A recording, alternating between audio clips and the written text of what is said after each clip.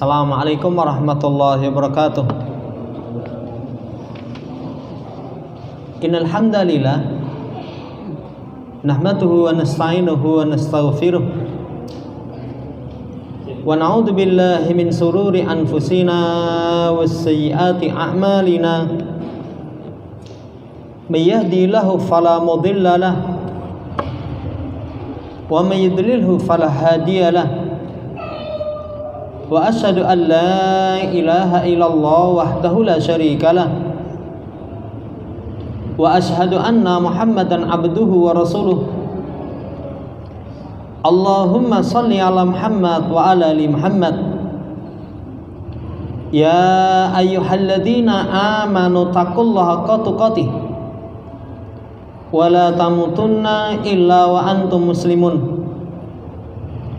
Ya ayyuhan nasu taqu rabbakumul ladzi khalaqakum min nafsin wahidah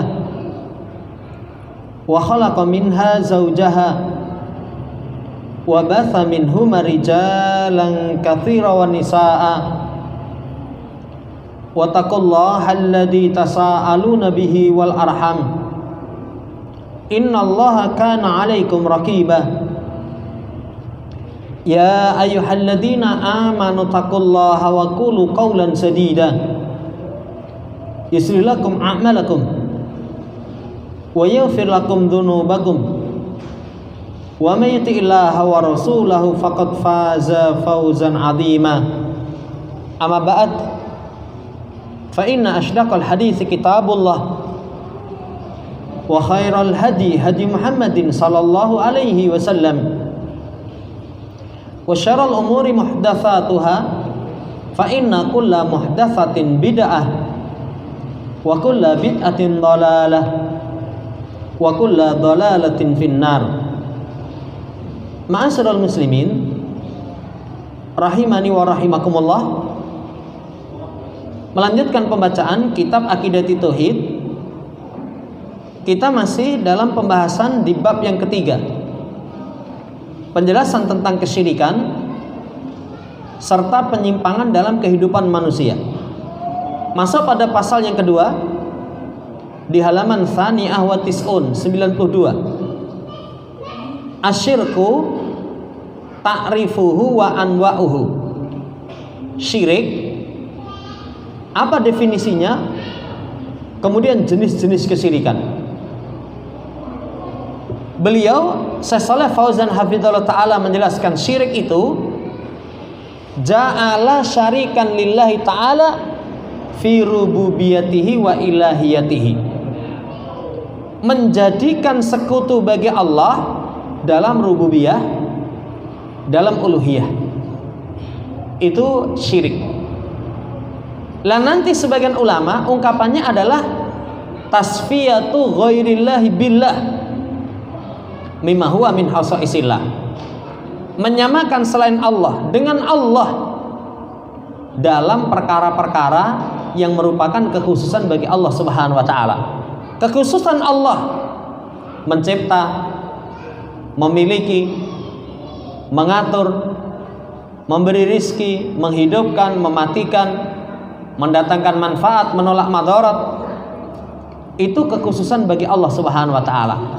Kapan selain Allah diyakini memiliki sifat sebagaimana khusus bagi Allah, maka dia syirik. Demikian pula kekhususan Allah Subhanahu wa taala itu, Allah satu-satunya pemilik kesempurnaan nama dan sifat.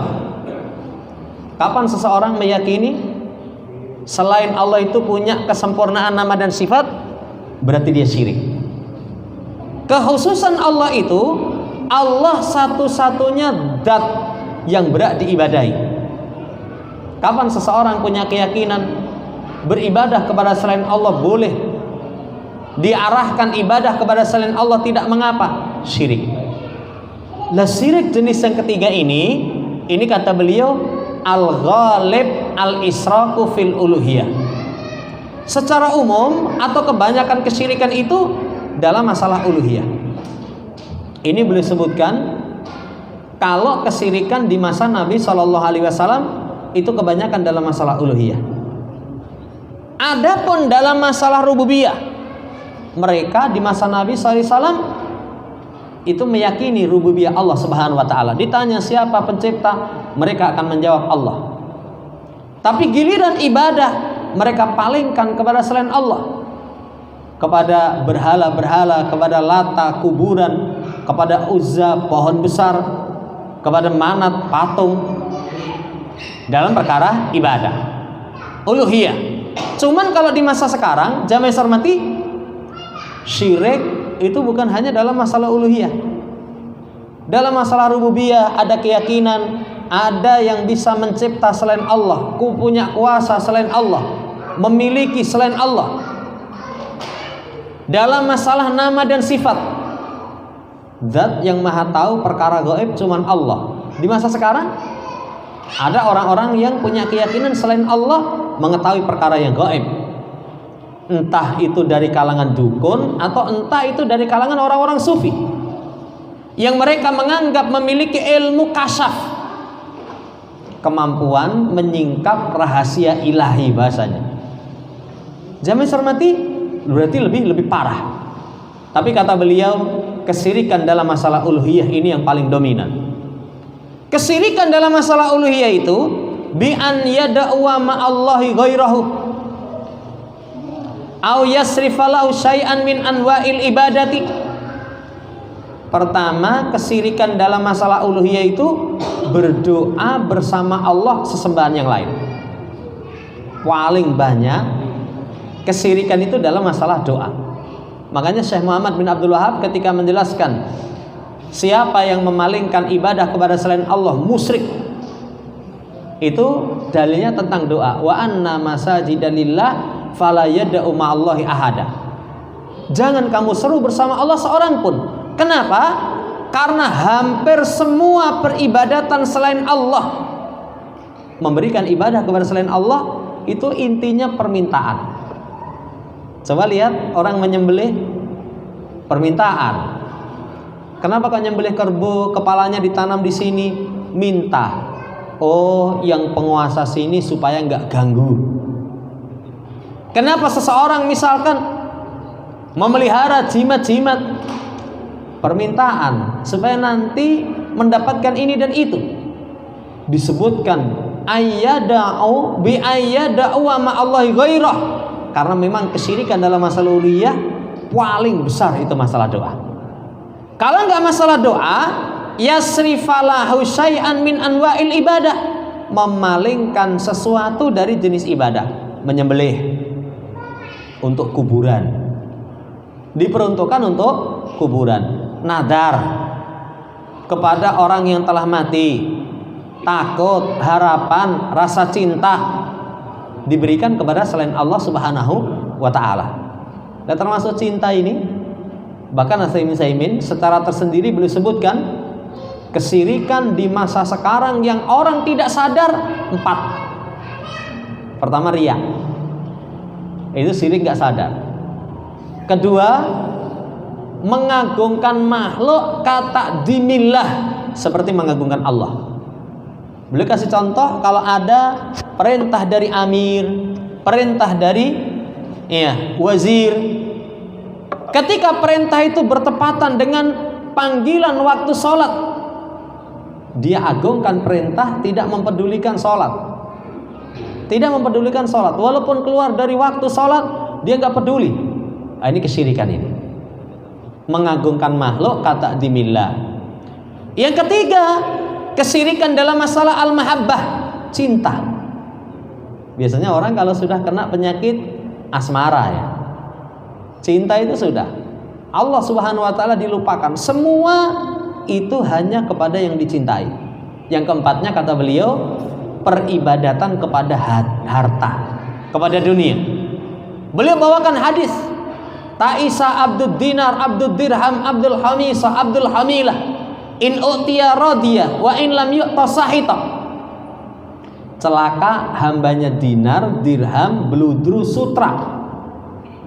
Kapan seseorang itu dikatakan menjadi hamba harta yang disebutkan itu? Ketika semuanya hanya untuk harta. Semuanya hanya untuk harta. Dan ini bukan pola pikir Islam. Kalau Dr. Saleh Fauzan nanti akan dijelaskan di kitab yang kita baca, itu pola pikirnya Suyuiyin, komunis. Pola pikirnya liberal. Pola pikirnya kapitalis. Itu kesyirikan tanpa sadar. Lah tandanya kalau diberi ridho, nggak diberi marah. Kalau dikasih Rabbi akraman, kalau nggak dikasih Rabbi ahanan. Ini saudara yang saya hormati, syirik yang umum uluhiyah yang paling besar permintaan. Yang keduanya memalingkan sesuatu jenis ibadah kepada selain Allah Subhanahu wa taala. Kemudian kata beliau wasyirku a'dhamud dzunub. Syirik itu a'dhamud dzunub, dosa yang paling besar. Kenapa dikatakan syirik dosa yang paling besar? Pertama, li'annahu tasbihun bilil makhluk bil halik fi khasaisil uluhiyati. Karena dia serupakan untuk makhluk dengan sang pencipta dalam kekhususan ilahiyah. Kalau lebih umum, rububiyah, asma wa sifat. Jamaah hormati, coba mana dosa yang paling besar dibandingkan dengan mensamakan makhluk yang penuh kekurangan, yang serba lemah, dengan sang pencipta yang maha sempurna.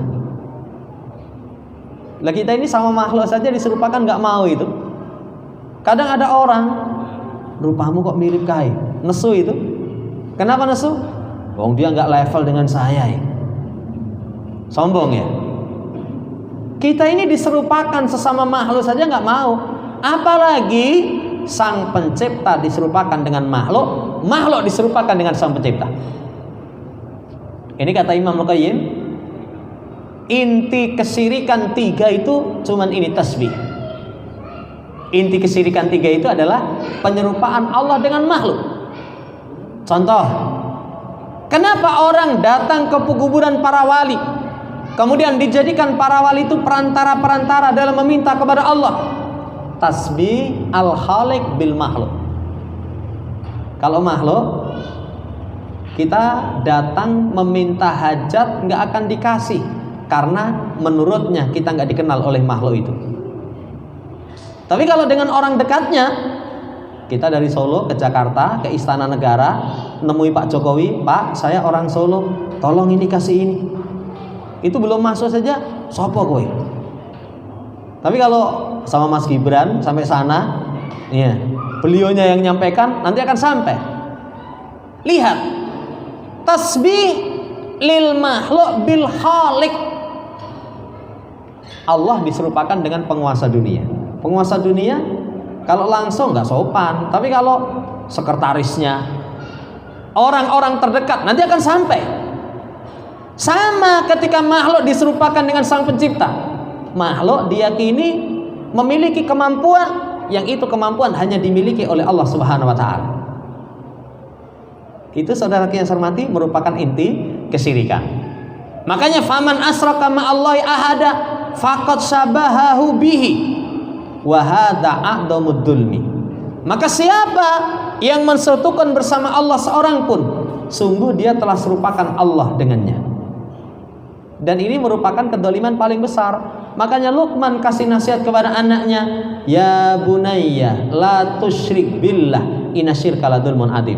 Anakku, jangan berbuat syirik, karena syirik itu merupakan kedoliman adzim, kedoliman yang sangat besar. Apa sih dolim itu? Dolim itu meletakkan sesuatu bukan pada tempatnya. Maka siapa yang menyembah selain Allah, berarti wada'al ibadata fi ghairi maudhi'iha. Dia telah letakkan ibadah bukan pada tempatnya. Dia palingkan kepada yang tidak berhak, dan ini kedoliman paling besar. Kalau Asy-Syaikh Muhammad bin Jamil Zainu, itu beliau menjelaskan syirik itu dolim yang paling besar. Pertama, dia telah mendolimi hak yang paling besar. Hak paling besar haknya Allah. Kalau haknya Allah diberikan kepada selainnya, berarti dia telah mendolimi a'dhamul huquq. Kedua, dia telah mendolimi kenyataan. Coba dicek, sudah berlalu penjelasan dari Dr. Shalih Fauzan. Kenyataannya sesembahan itu siapa yang berhak disembah? Cuman Allah. Selain Allah itu ternyata nggak lulus syarat menjadi Tuhan. Apa syarat menjadi Tuhan? Bisa mencipta. Allah tantang dalam Quran, aruni madza khalaqal ladzina min dunihi. Coba perlihatkan apa yang bisa dicipta selain Allah. Mereka berkumpul sepakat membikin seekor lalat, nggak mampu. Tidak mampu, berarti mendolimi kenyataan. Mendolimi kenyataan. Ya, saudara yang saya hormati, karenanya orang musyrik itu orang paling dungu. Orang paling dungu. Lawang sesuatu yang nggak layak menjadi sesembahan disembah. Apalagi Tuhan kamu mati. Loh, Tuhan kok mati? Tuhan kok mati? Makanya banyak itu orang kafir, ya, ketika diskusi dengan muslim, salah satu pertanyaannya, Tuhan kamu pernah mati satu hari. Tuhan kok mati? Tuhan kok mati? Ada pertanyaan lagi, lah Tuhanmu itu sebelum jadi Tuhan ada apa enggak? Enggak ada. Maksud Tuhan tadinya enggak ada. Baru setelah dilahirkan oleh bunda, barulah dia menjadi Tuhan. Saudara yang saya hormati, ketika mau berpikir jernih, ternyata mendolimi kenyataan. Orang musyrik itu kenapa dikatakan a'dhamud dulmi? Karena mendolimi dirinya sendiri. Kan manusia itu makhluk paling mulia. Kalau musyrik, kepada sesuatu yang rendah dia tunduk. Padahal yang namanya mulia itu tunduknya kepada zat yang maha mulia. Tunduknya kepada zat yang maha mulia. Ini saudara yang saya hormati, bahaya kerusakan syirik, a'dhamud dzunub, karena syirik itu merupakan a'dhamud dzulmi. Kemudian yang kedua, yang menunjukkan syirik itu a'dhamud dzunub, Allah Subhanahu wa taala menghabarkan annahu la yaghfiruhu liman lam yatub minhu. Allah enggak kasih ampun orang yang belum bertobat darinya. Ketika mati belum bertobat, Allah enggak kasih ampun. Innallaha la yaghfiru ayyushraka bih wa yaghfiru ma duna dzalika liman yasha. Allah tidak mengampuni dosa dipersekutukan dengannya, dan mengampuni maduna dzalika, apa yang di bawah itu. Bukan selain itu, tapi apa yang di bawah itu, di bawah syirik, bagi siapa yang Allah kehendaki. Ayat ini, kalau seseorang syirik mati belum bertobat, Allah nggak kasih ampun. Sebagian ulama ketika membawakan lafaz ayyusroka an masdariyah. Kalau belajar bahasa Arab, an masdariyah itu an yang masuk pada fi'il mudhari'. Mudhari'nya nanti bisa dimaknai masdar. Masdar itu isim nakirah. Berarti semua syirik, besar kecil, sedikit banyak, kalau mati belum bertobat, Allah nggak kasih ampun. Bahaya sekali berarti. Adapun selain dosa syirik, ada itu kesempatan dimaafkan. Kalau dalam ayat ini sesuai dengan kehendak Allah. Dan nanti kalau diperluas, selain dosa syirik itu bisa seseorang mendapatkan kemaafan. Pertama, doa saudaranya muslim. Allahumma ighfir lil muslimina wal muslimat wal mu'minina wal mu'minat. Ketika mati, doa saudara muslim, Allahumma ighfir lahu warhamhu wa'afiyafu anhu. Kalau itu ada dalam riwayat arba'una rajulan la yusrikuna billah, 40 orang mensolatkan dia, tidak mensekutukan Allah, itu memberikan syafaat. Tapi catatannya, dosanya selain syirik membatal Islam. Apa sebab yang lain? Syafaat Nabi. Syafaat Nabi. Apa sebab yang lain? Al-masyari'ul khairiyah, jalan-jalan kebaikan, seperti misalkan punya anak soleh, mendoakan orang tuanya, bisa. Apa sebab yang lain? Saudara yang saya hormati, himpitan di alam barzah, huru hara di negeri akhirat, termasuk yang paling tinggi rahmat Allah Subhanahu wa ta'ala. Ayat ini menunjukkan kepada kita bahayanya syirik. Siapa mati belum bertobat, Allah nggak kasih ampun. Ini yang kedua. Yang ketiga, Yang menunjukkan bahwasanya syirik itu dosa yang paling besar. Annallah ahbara annahu harramal jannata 'alal musyrik wa annahu khalidun muhalladun finnari jahannam. Bahwasanya Allah menghabarkan Allah haramkan jannah bagi orang musyrik. Bahwasanya orang musyrik itu kekal selama-lamanya di neraka jahanam. Innahu may yusyrik billah faqad haramallahu 'alil jannah wa ma'wahun nar wa malidzalimina min ansar. Sesungguhnya siapa yang mensekutukan Allah, Allah haramkan baginya jannah, tempat tinggalnya neraka. Orang yang dolim gak ada penolong. Ayat ini ancamannya 4. Orang ketika mensekutukan Allah itu mendapatkan ancaman 4. Pertama, haramallahu alil jannah, haram jannah. Haram jannah. Berarti kalau sudah diharamkan jannah, nggak mungkin masuk ke dalam jannah. Haram kok. Ya, ada dulu seorang ustadz bercerita ketika sholat Jumat di kampus. Khotibnya profesor. Karena profesornya ini liberal, dia katakan semua penganut agama selain Islam, kalau dia baik masuk jannah. Kalau dia baik masuk jannah. Kalau amalannya baik, gak suka ganggu orang, suka berbagi, suka menolong, maka dia masuk jannah. Ini ustadznya ini pengen ngadeg pindah masjid liya. Ini khotibnya parah sekali.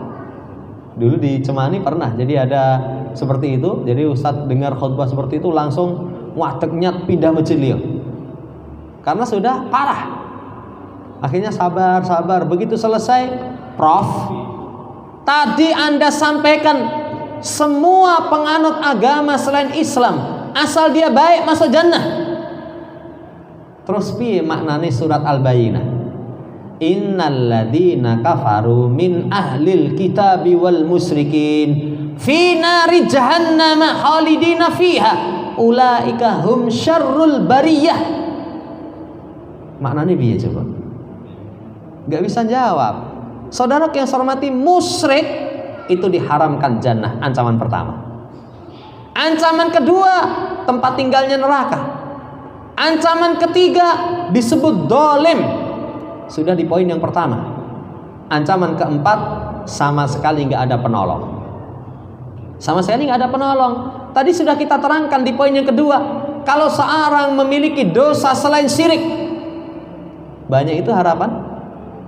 Didoakan orang, didoakan anak, syafaat Nabi, himpitan di alam barzah, huru hara di negeri akhirat, itu bisa membersihkan. Tapi kalau sudah saudaraku yang saya hormati memiliki kesyirikan, sudah sama sekali nggak ada penolong.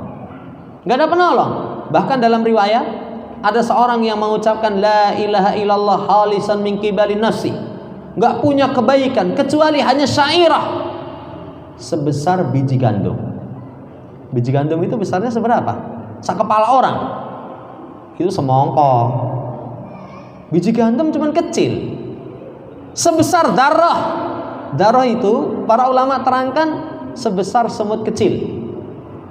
Ada yang nerjemah darah itu dengan terjemahan yang tidak dikenal di salaf. Sebesar atom, sebesar molekul. Apa dikenal di salaf? Kata Syekh Utsaimin, semut kecil, nggak punya kebaikan kecuali seperti itu. Tapi karena tidak batal keislamannya, Allah Subhanahu wa taala selamatkan dari api neraka. Ini poin yang ketiga, menunjukkan bahayanya syirik. Poin yang keempat, syirik itu yuhbitu jami'al a'mal, menghapus seluruh amal. Kata Allah, walau asyraku lahabita anhum ma kanu ya'malun. Kalau mereka mensekutukan Allah, sungguh hapus dari mereka apa yang mereka amalkan. Kata Allah Subhanahu wa taala, hapus apa yang mereka amalkan. Kesyirikan yang menghapus amal itu kalau seluruh amal syirik besar. Tapi kalau yang syiriknya itu syirik kecil, amal yang bersamanya syirik kecil. Tapi amalannya hapus. Ayat yang kedua, ini lebih mengerikan. Kata Allah, walaqad uhiya ilaika wa ilal ladzina min qablika la in asyrakta la yahbatanna amaluka wa la takunanna minal khasirin.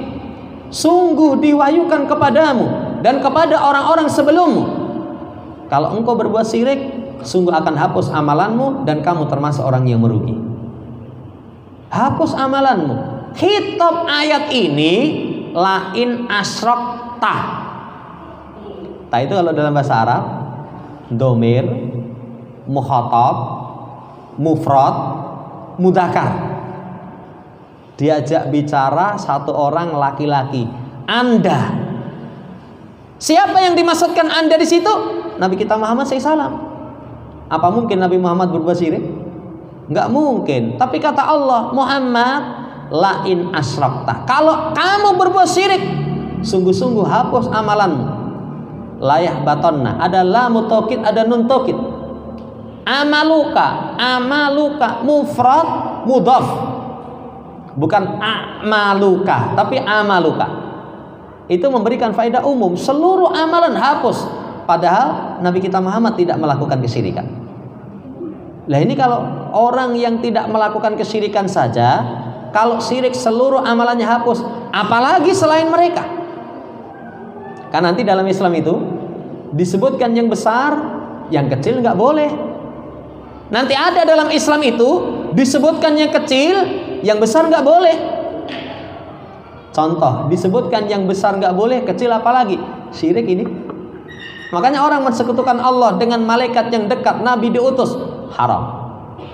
Tapi kalau amalan kecil, besarnya nggak boleh, apa contohnya?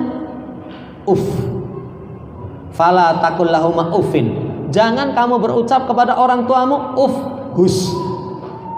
Jangan salah pemahaman. Yen hus ra oleh, tapi mbok pisu-pisu isisan rapopo itu. Karena ayatnya fala taqul lahuma uffin. Oh, ra cetha ini. Mesti nafsirnya sakarepe dhewe ini, seperti di berita itu. Jamaah hormati, ini ayat menunjukkan pelaku kesyirikan seluruh amalannya hapus. Kalau diperluas, bahaya syirik itu termasuk orang yang merugi. Kalau amalan hapus, rugi. Faedah tambahan, batal semua amal dengan kesyirikan itu ternyata syariat seluruh para nabi. Syariat seluruh para nabi. Uhiya ilaika wa ilal ladzina min qablika. Berarti seluruh syariat para nabi musyrik, amalannya hapus. Faedah tambahan dari ayat menunjukkan apa yang Rasul sampaikan itu wahyu. Uhiya ilaika, diwahyukan. Makanya beliau Nabi Rasul mendapatkan wahyu. Pelajaran tambahan, Nabi penutup para nabi. Nabi kita Muhammad penutup para nabi. Karena di situ ada lafaz ilal ladzina min qablika, dan orang-orang sebelummu, bukan setelahmu. Jamaah hormati, poin yang keempat. Poin yang kelima, sesungguhnya musyrik itu halalud dami wal mal, halal darah dan hartanya. Faktulul musyrikina haitsu wajadtumuhum wahuduhum wahsuruhum waqudu lahum kullal marsad. Kullal marsad. Kata Allah Subhanahu wa taala, perangi orang musyrik dimanapun kalian dapatkan mereka. Tangkap mereka, kepung mereka, intai mereka dengan setiap pengintian. Orang musyrik. Cuman nanti ini ada rincian. Jangan nanti langsung metu dari masjid faktulul musyrikin, ketemu musyrik bleh. Ya, wah rusak. Kalau berkaitan dengan perang, jihad itu ada ketentuan. Ini jihad apa? Oh, jihad difa, membela diri. Lah sing nyerang sapa? Walhamdulillah negeri kita aman. Kalau jihadnya menyerang, jihad yang kamu menyerang itu siapa yang kamu jihadi? Orang kafir. Kafir yang mana? Kan kafir itu ada dhimmi, ada muahad, ada musta'man, ada kafir harbi. Kafir yang diperintahkan untuk kita perangi kafir harbi. Tapi menunjukkan halal darah, halal hartanya, menunjukkan bahaya kesyirikan. Bahkan dalam hadis umirtu an uqatila hatta yaqulu la ilaha illallah fa idza qaluha asamu minni dima'ahum wa amwalahum illa bihaqqiha. Aku diperintah. Siapa yang memerintahkan beliau? Allah Subhanahu wa taala. Untuk memerangi manusia musyrik sampai mereka berucap la ilaha illallah. Kalau mereka mengucapkannya, terjaga dariku darah dan hartanya kecuali dengan haknya. Berarti orang muslim itu terjaga darah dan hartanya. Orang musyrik tidak terjaga. Tidak terjaga. Tapi orang muslim boleh nggak dialirkan darahnya? Boleh. Kapan? Kalau itu haknya dia. Muslim dialirkan darah itu karena hak, misalkan muslim tapi membunuh, itu qisas. Muslim muhsan zina. Muhsan itu sudah pernah menikah dengan pernikahan yang sah, sudah pernah kumpul dengan istri walau sekali, berbuat zina, itu ada hukuman nanti rajam. Apa muslim boleh misalkan dialirkan darah? Begal, qati'ut thariq, itu menghilangkan rasa aman. Ada nanti penguasa punya wewenang.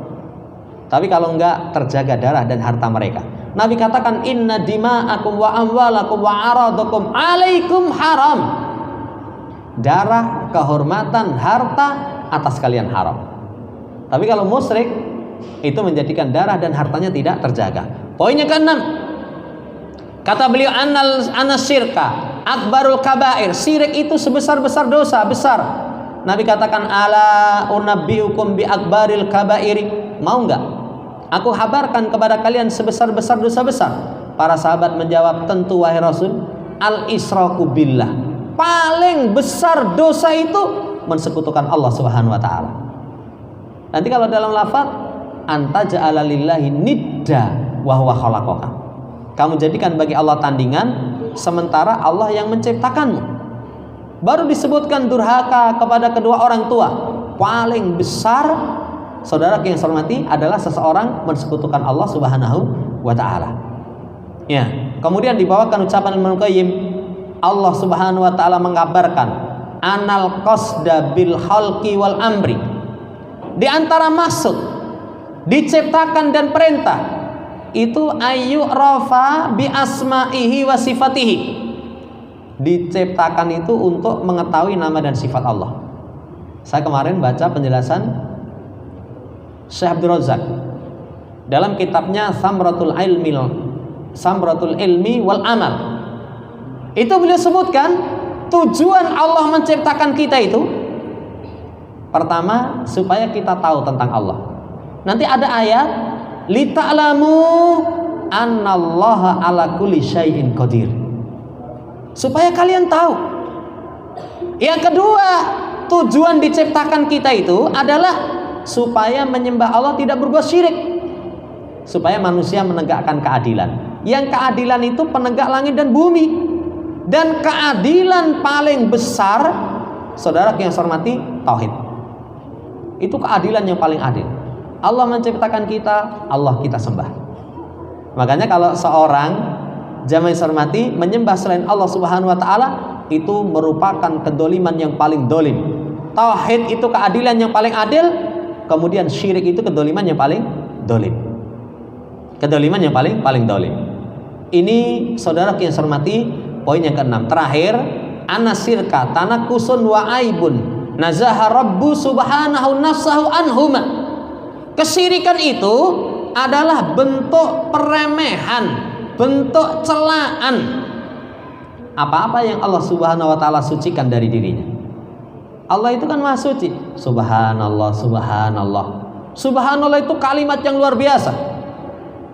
Ya, sampai dalam hadis subhanallah tamla'ul mizan, memenuhi timbangan saking besarnya pahala. Subhanallah itu, coba kalau kita sujud, apa yang kita baca? Subhana rabbiyal a'la. Subhana rabbiyal a'la. Kita menyungkur sujud, kita sucikan Allah Subhanahu wa taala. Kalau orang melakukan kesyirikan, itu peremehan kepada Allah, celaan kepada Allah. Sehingga dia berdoa kepada selain Allah, berarti dia anggap, oh, Allah itu nggak bisa mengabulkan, jadi jangan minta kepada Allah. Mana yang lebih kurang ajar? Mana yang lebih kurang ajar? Menganggap Allah remeh, menganggap Allah kurang, tidak disucikan. Ya, cuma di masyarakat kita dosa syirik dengan selain syirik itu malah lebih dianggap berbahaya selain syirik. Jadi kalau orang minum minuman keras, ya bahasa orang umum itu molimo, wis dianggap parah luar biasa. Tapi kalau mensekutukan Allah dianggap biasa.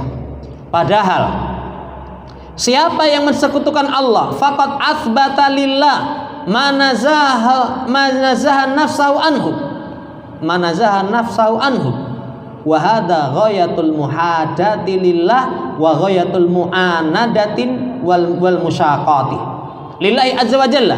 Siapa yang mensekutukan Allah berarti dia telah tetapkan bagi Allah sesuatu yang Allah sucikan.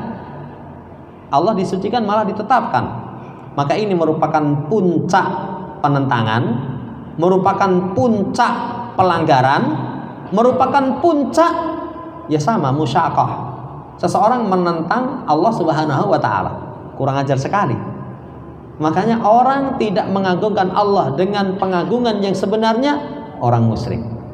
Orang yang mensekutukan Allah Subhanahu wa taala. Ini yang bisa kita baca 7 poin berkaitan tentang bahaya kesyirikan. Insyaallah pertemuan seterusnya nanti rincian tentang jenis syirik itu apa saja. Nanti akan diterangkan oleh beliau Dr. Shalih Fauzan. Kesimpulannya kalau syirik itu a'dhamud dzunub, maka hati-hati. Maka hati-hati. Jangan sampai seseorang itu terjatuh dalam kesyirikan. Gimana caranya? Doa sama Allah. Allahumma inna na'udzubika min an nusyrika bika syai'an alamuhu wa nastaghfiruka lima la na'lam. Ya Allah, aku berlindung dari syirik yang aku tahu, mohon ampun dari syirik aku yang tidak tahu. Kemudian terus takut, menghindari, mempelajari supaya bisa menjauhi. Makanya ijtanibu, tinggalkan disertai dengan menjauh. Pertama kali kesyirikan. Kalau tahu bahaya, orang nggak akan mendekat. Kalau berani mendekat, berarti punya tameng. Karena orang kalau takut begitu, takut nggak berani mendekat. Kamu sama sana nggak dekat, nggak takutlah. Yang kedua, loh kok kamu berani mendekat? Oh saya sudah punya tamengnya kok, sudah punya perisainya. Wallahu ta'ala alam. Semoga Allah Subhanahu wa taala menjaga akidah kita, dihindarkan dari kesyirikan. Allahumma amin. Subhanakallahumma rabbana bihamdika asyhadu an la ilaha illa anta astaghfiruka wa atubu ilaik. Assalamualaikum warahmatullahi wabarakatuh.